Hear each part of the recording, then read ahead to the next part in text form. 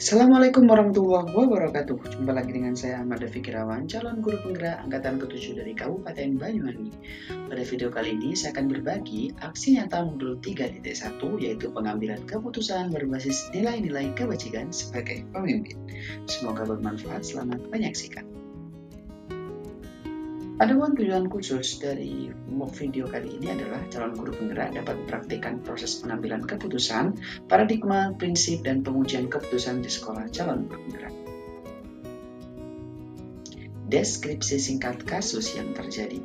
Salah seorang murid di kelas saya, sebut saja namanya Mawar, bukan nama sebenarnya, dia seringkali tidak masuk di pelajaran bahasa Indonesia yang dampaknya guru tersebut enggan berikan nilai karena memang sering tidak masuk atau bolos, yang sudah melewati batas dan jarang mengumpulkan tugas, sering melakukan pelanggaran dan sering berperilaku tidak sopan kepada para guru.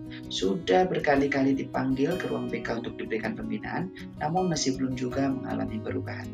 Sedangkan saya mendapatkan amanah sebagai wali kelas untuk bagaimana caranya tidak ada anak didik yang tidak naik kelas, bagaimanapun alasannya. Yang drop out saja diusahakan untuk tetap masuk sekolah, apalagi yang sudah masuk jangan sampai tidak dinaikkan kelas. Yang pasti jika tidak naik kelas akan berakhir putus sekolah, karena biasanya jika tidak naik, anak cenderung berhenti sekolah. Akhirnya terjadilah diskusi yang sangat panjang bersama kepala sekolah dan rekan-rekan guru yang lain, tak terkecuali guru yang bermasalahkan kenaikan kelas siswa tersebut.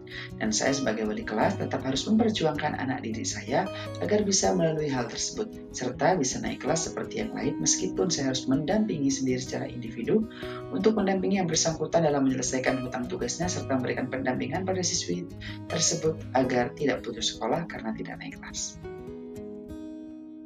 Tujuan dari kegiatan tersebut adalah pengambilan keputusan sebagai pemimpin pembelajaran dalam membantu menyelesaikan masalah yang dialami murid. Tolak ukurnya adalah dihasilkan keputusan yang tepat agar tidak merugikan pihak manapun. Keputusan harus berpihak pada murid dan dapat dipertanggungjawabkan. Adapun paradigma yang terjadi pada kasus ini adalah rasa keadilan lawan rasa kasihan atau justice versus mercy. Sedangkan prinsipnya adalah berpikir berbasis rasa peduli atau care-based thinking.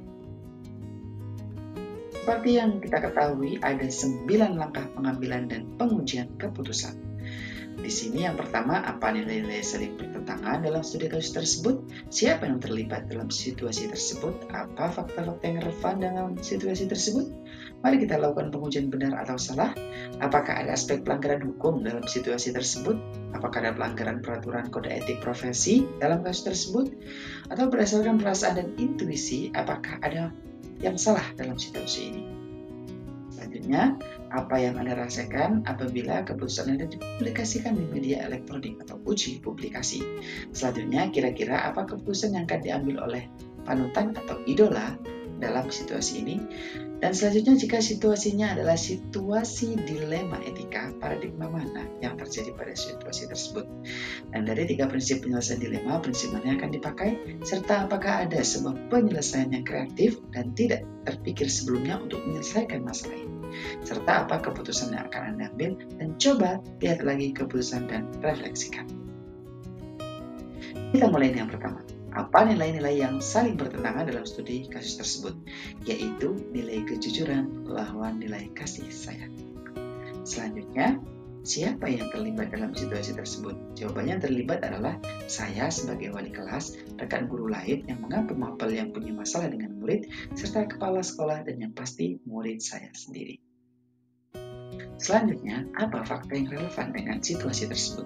Yang terjadi adalah saat rapat kenaikan kelas, beberapa rekan guru yang menginginkan salah satu anak didik saya untuk dipertimbangkan tidak naik kelas karena banyak sekali melakukan pelanggaran, sering bolos tanpa alasan, sampai melebihi batas maksimal, serta banyak tidak mengumpulkan tugas meski sudah sering diberikan bimbingan konseling. Namun secara pribadi, saya sebagai wali kelas memiliki tanggung jawab untuk tetap menaikkan yang bersangkutan karena khawatir jika tidak naik kelas, sang anak akan putus sekolah. Apa fakta-fakta yang relevan dengan situasi tersebut? Yang terjadi adalah saat rapat kenaikan kelas, beberapa rekan guru saya menginginkan salah satu anak didik saya untuk dipertimbangkan untuk tidak naik kelas.